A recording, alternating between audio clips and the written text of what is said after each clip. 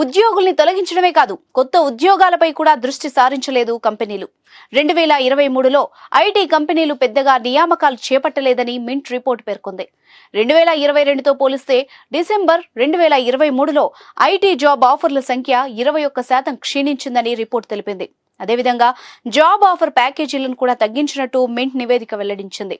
ఇక మరో టెక్ దిగ్గజం ఇన్ఫోసిస్ క్యాంపస్ ప్లేస్మెంట్ నియామకాలను తగ్గించుకోవాలని చూస్తోందని రిపోర్ట్స్ పేర్కొంటున్నాయి. అత్యాధునికమైన టెక్నాలజీతో ఫెర్టిలిటీ ట్రీట్మెంట్ అందిస్తోంది మెడిసి ఐవీఎఫ్. ఇప్పటికే శిక్షణ పొందుతున్న ఫ్రెషర్లు సరిపడా ఉండడంతో ఫ్రెషర్ల నియామక ప్రణాళికల్ని వాయిదా వేసుకోవాలని భావిస్తున్నట్టుగా గత ఏడాది అక్టోబర్లో ఇన్ఫోసిస్ వెల్లడించింది.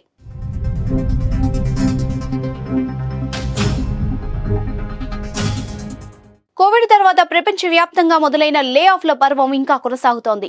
2024లోనూ ఉద్యోగాలు ఊడిపోతున్నాయి. గత ఏడాది 2,40,000 ఉద్యోగాలు ఊడిపోయాయి. ఈ ఏడాది జనవరిలో ఇప్పటికే 30,000 మంది ఉద్యోగాలు పోయాయి. ఫిబ్రవరి 3 వరకు 122 టెక్ కంపెనీలు 31,751 మంది ఉద్యోగులకు ఉద్వాసన పలికాయి.